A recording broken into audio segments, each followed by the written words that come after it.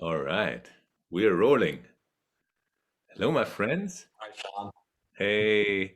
So today I'm here with Sebastian James, who is a radical honesty trainer and therapist based in Prague, and who I consider my friend. Oh, Yeah. it's all true. I consider you my friend. You're one of my favorite people in the Radicanistic community. Uh, Glad to see you and glad to cooperate with you. Great. So, Sebastian, you've been a little bit under the covers there, like in East Europe, hiding in Prague. You How come? fucker, you call us East Europe. We're proud to say we are Central Europe. We used to be a part of your empire. Yeah, But well, we yeah, used to. but yeah, I don't do too much international stuff. I mostly do things in Prague, and that's about to change a little bit. Yeah, we're planning to change that one. And since you've been a long term time radical honesty guy, I want to hear from you what radical honesty is for you. Hmm. Uh, it's something that really transformed my life.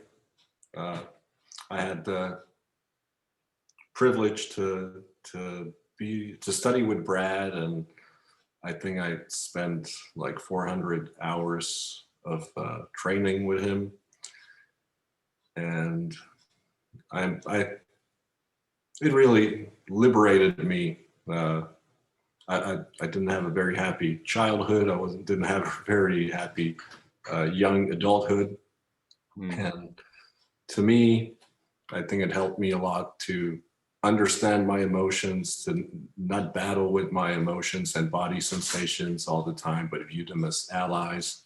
That's one thing I think radical honesty brings is this understanding of emotions and not sabotaging ourselves as much anymore. And the second thing what radical honesty is about for me is exceptionally close connections that become from being normally honest. Not with everybody, but with a lot of people. Did you say abnormally honest? Yeah, yeah, yeah, yeah. I like it. Normally honest. I like that term. Yeah, I like what you say about connections, close connections. I always notice like if you're just 2 days or let alone a whole week in a room with people doing these exercises and sharing openly, and it's like like such close friendships. Like I mean, okay, friendships you might turn friendships also has to do with the longevity and geographical combinations and these things. But such a close connection can come out of such little time. Yeah, yeah. I just had a workshop this weekend in Prague, and what I tell people is we kind of turn the conventional thinking of first we need to trust each other, Hmm. and then we can be close. Yeah. Wait a minute, am I saying it right? And then we could share honestly. I mean, Yeah. closeness is the product of that. We turn it around because cl- trusting each other comes from honesty, not the other way around. And it takes a risk. It takes a risk to start, and that's what our workshops do. That we start with saying everything in the beginning. It's a Hmm. good experiment. Good experiment. It's hard to go back. Yeah.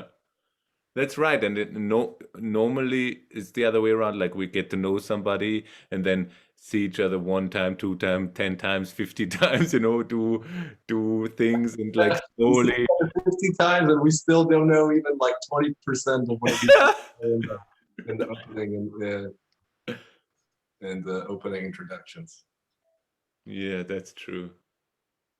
I like that how closeness comes from honesty, not the other way around. Yeah. Hmm. And it doesn't always work. Sometimes people say, well, does it work all the time? And of course it doesn't work all the time, but that could also be a good thing. It's like a good filter to know who you want in your life and who I want in my life and who I don't want in my life. You know, sometimes people tell me that, I don't mean in workshops, I mean in just normal life. Hey, I don't feel comfortable discussing that with you. I don't know you. And I'm like, that's totally fine. And it's a message for me. Hey, this might not be the person for me. Yeah. So it's also a good thing. It's a good thing one way or another. True. You either get closeness or you either get like a message. Hey, this might not be something that we're looking for. Right. And even like even with closeness, I notice also like, so in a workshop setting, I can feel very close to nearly everybody there if we manage to express everything, like for example, expressing anger when I'm angry at somebody, which usually might make me pull away and make the other person pull away, and there we can fight it out. And at the same time, that doesn't necessarily mean this will have to become my best friend, because if we are not on the same wavelength, so we can be close even without being on the same wavelength. That's kind of funny. And then if you're close and on the same wavelength, then it's potentially a friendship. That's nice. So that's what Brad Blanton talked about. He talked about that when people are honest with each other for long enough time, they eventually fall in love with each other as human beings. I don't mean romantically. Yeah. However, he also said this is not always the case, not even in workshops, but at least when there's a conflict, we are still available to each other. We don't have to love each other, but we're available. It's not like that we turn around and walk away. Being Hmm. available to communicate, that's a good thing. Very different thing than most of us experienced in our childhood. Hmm. Usually in my childhood, when there was a conflict, that didn't mean that we're available. That meant we were unavailable, that we won't speak together for 5 days. Hmm. So So this turns this whole conflict thing around. So in this community, a conflict arises, and we kind of go towards it, right? We're like, oh, something is there. We need to express it, and then we'll be closer again. And in other settings, it might usually be the case. Like, yeah, usually we get closer, and we definitely liberate ourselves, hmm, from having the real conversation with the person.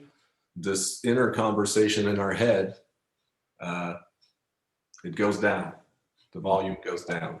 That's I think Gestalt therapy idea and Brad's idea why we say these things, so they don't haunt us yeah. inside. Hmm. To me, that's like, so I have this idea that we're actually accomplishing two things in these workshops, right? One thing is like the therapeutic thing, and the other thing is the community building.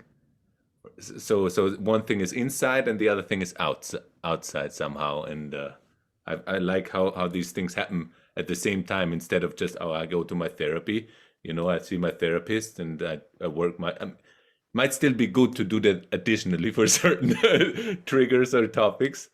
And how do you experience that? How do you see that? Well, I do about 27 individual therapies a week, so don't take away my business. However, that's partially a joke. Uh, Actually, in the beginning of my career, I valued I valued group therapy or group workshops more than individual therapy, much more. I, because in the best place to learn about not communication but relationships, relating to each other, is in a group of people. Hmm. By the way, I still think that I still actually think quality group therapy could be more effective than individual therapy, but individual work is good as well. Hmm.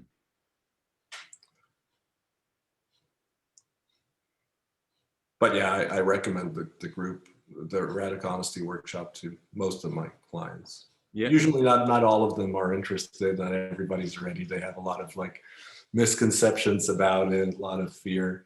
Yeah. Yeah. sometimes they say, well, I trust you, Sebastian, but I can't say all this to all other people. Yeah, right.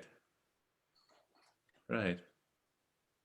And maybe it's supportive too, like also if you have one person that you can trust and can go through things, like that helps also the nervous system and stuff. And then maybe at some point you're more prepared to go into a group setting. So Exactly. And I think that's what individual therapy should do as well. To I sometimes tell this to my clients that one of the goals of the individual therapy is that the quality of communication that's between me and the client, that we bring this depth, this quality of communication to other relationships in his life.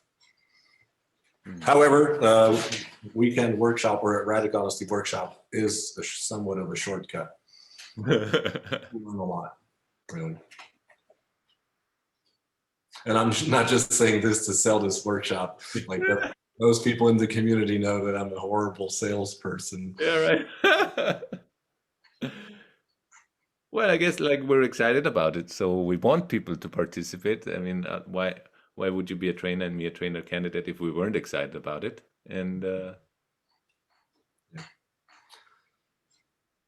it's something that works. That's my experience, really. That's I think why I stuck with it so much. It's not like Radical Honesty was the first thing that I met in my education. It's like, hey, this really works. This is grounded in the body. It's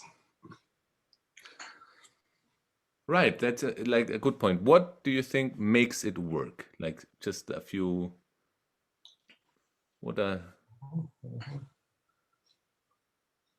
bunch of things. I'll tell you one of the things that I really like about it that makes it work. It doesn't take extra effort, really, in a way. You don't have to wake up every morning 1 hour earlier and go running or exercise. We all communicate all the time anyway. Even if we don't communicate, it's still some kind of communication. And so we just change that communication a little bit. right. We speak, we change it a little bit. We speak in shorter sentences. We are more congruent in our communication. We learn to use to talk about our emotions or to express them. Let's say express them. There's a difference between talking about them and expressing them. And it brings so much. It's so much music for so little time investment. We communicate anyway. That's what I think works about it. Then I also, well, in Gestalt therapy in itself works. But this is the main thing that I like about it. What do you think that works about it? I'm curious.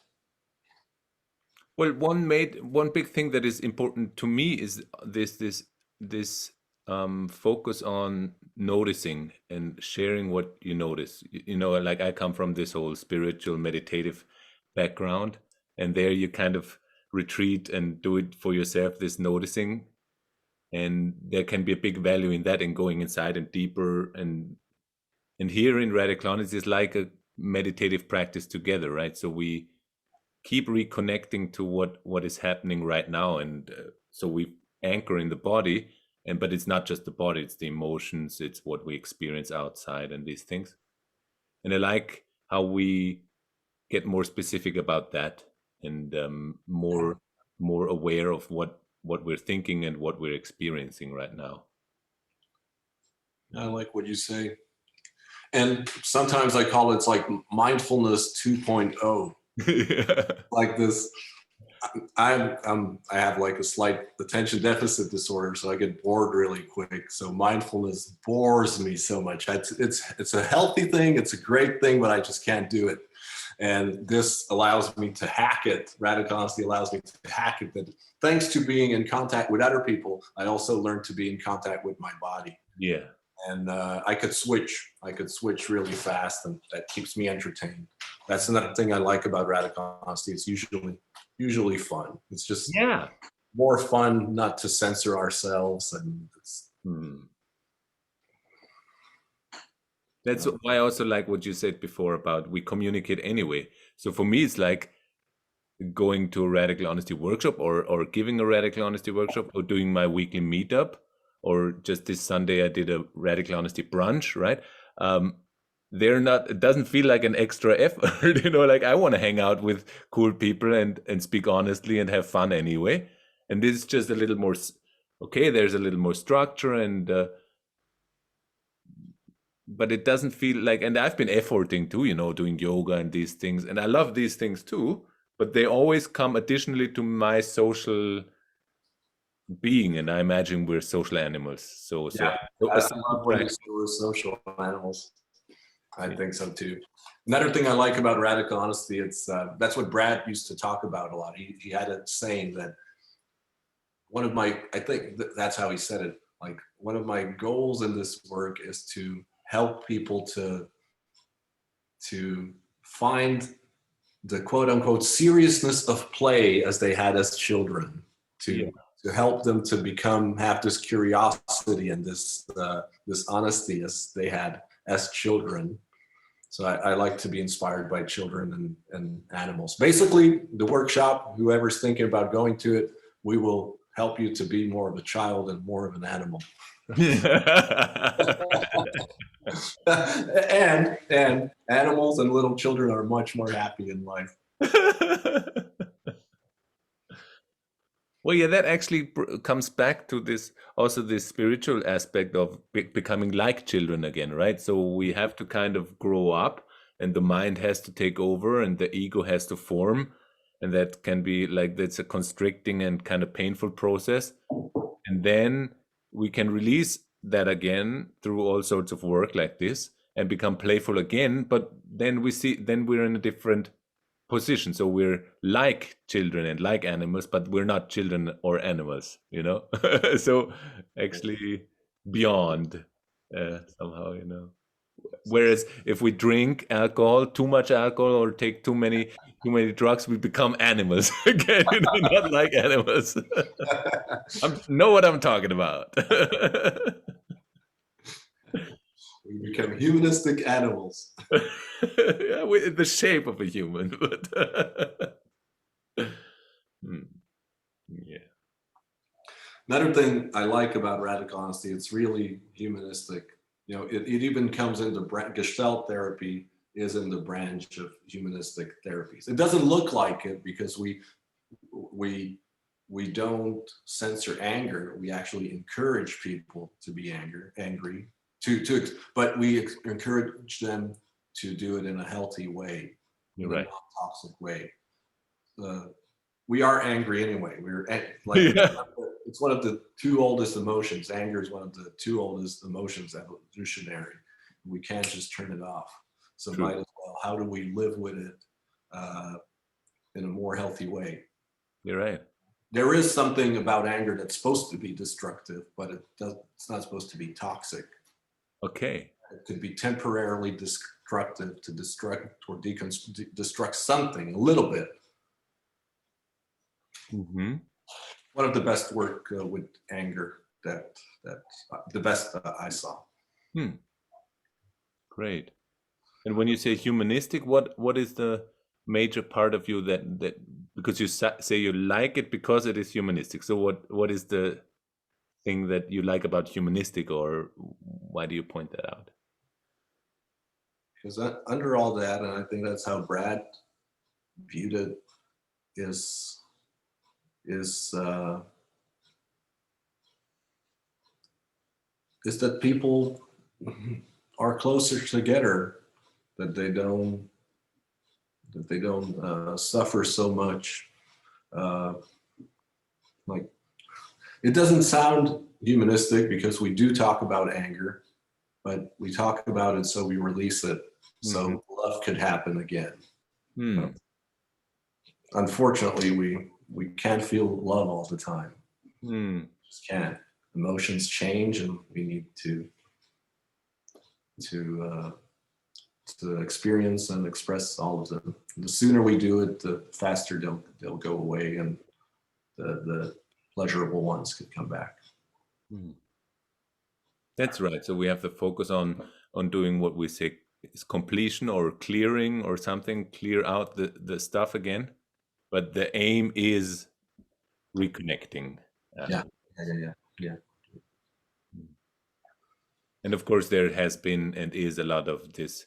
No, let's be love, like, and let's work on ourselves so we don't get angry anymore and these things. And And that's another concept I like about radical honesty and Gestalt therapy, is that forgiveness it's not a choice. It's a process. It's a body process, very much related to anger. It's mm, a process of releasing the sensations of anger out of our body so we could forget, so it doesn't take so much space in the foreground of our experience. mm, And that was a big discovery for me. I used to be one of these people that said I'm never angry, or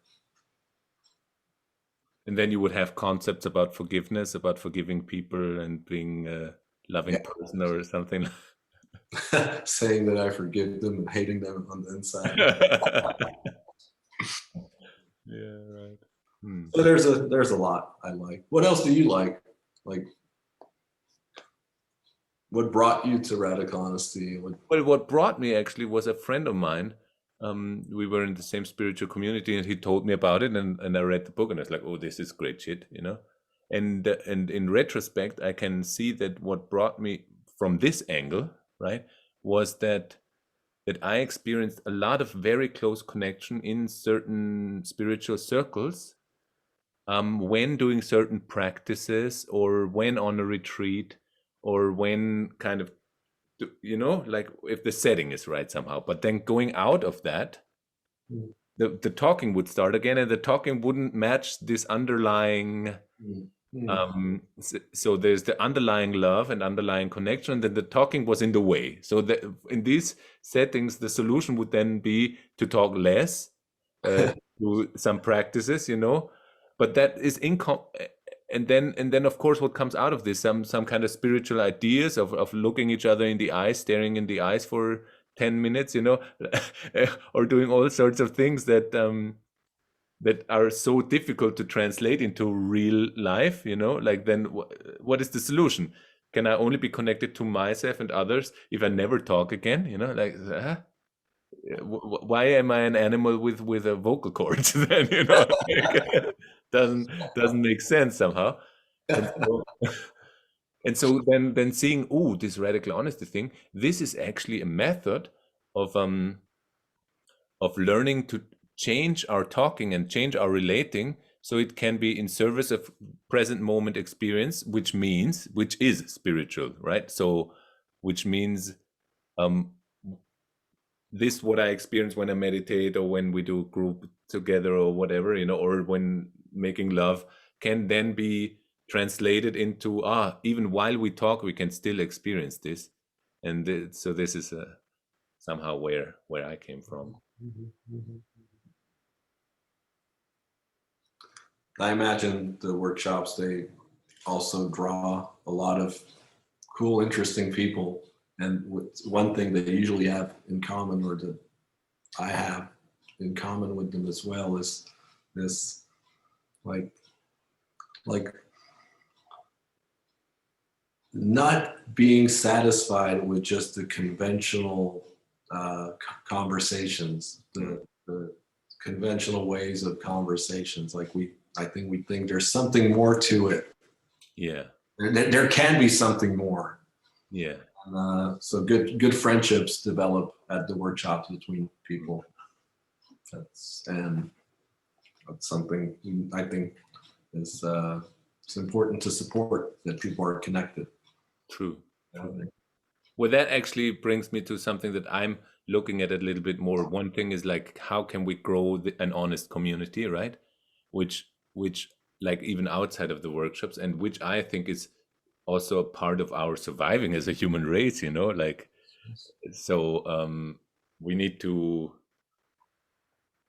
find a way of speaking more honestly together, and and not killing each other, basically, and not killing the planet. And I believe honest relating can be a big part of that. True. And it's not true for everybody, but there's a bunch of lonely people in the world that even in therapy they say, oh, I really don't have any friends or many friends. No, I don't talk about these things with anybody. And it's not a good life to be lonely. As you say, we're social animals. Without connection, we cannot even survive, especially not as babies, and we cannot prosper as adults. So it's not, and sometimes also people come to therapy and they say, you know what, I don't trust people anymore. I don't want to have anything to do with people. Like I tell them, well, that's not really a choice. Yes. It's not really a choice. That's not really a choice. We need to connect. So, and I think we at the workshops try to help people provide experience where the connection could be very different than what they're used to. And where it could be based on other things than pretending and withholding.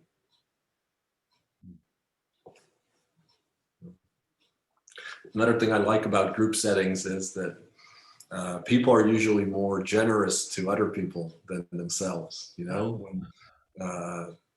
when one person cries, he usually is judgmental about his emotions. We're much more judgmental to ourselves than we are to others. So that's also why like good healing has to some extent has to happen with somebody else. That's interesting that you mentioned it. I'm just reading a book called Neuroaffective Meditation. So it's a meditation in relation to childhood growth and these things. And what the writer she mentions was that there's this misconception of first I have to love myself, then I can love somebody else, this new Mark Whitman, that author. I hate it. I hate that misconception as well. So it's so bullshit. We have to first be loved, then we can learn this loving quality, and we have to first love. Yeah. Yes, and yes, absolutely. And it's totally untrue that we cannot love anybody else if we don't love ourselves as well. That's not true either. Many times we are capable of caring for somebody more than caring for ourselves. Not all the times, but many times. And let's use that in the group dynamics. If we have troubles in being like nice to ourselves, to treat ourselves well, maybe we won't learn that in a day, but we could contribute to others and they could contribute to us. One of the hacks I like to use.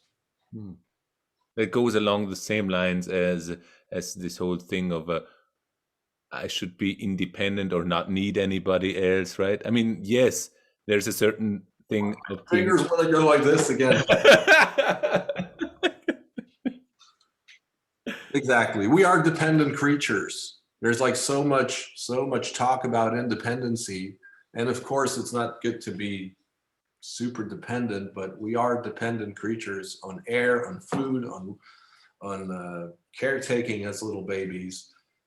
And I don't think the trick is to be independent, but to be interdependent. And it's, of course, very good not to be dependent on one person. That's asking for trouble. Yeah. That's why I think friendships are so important.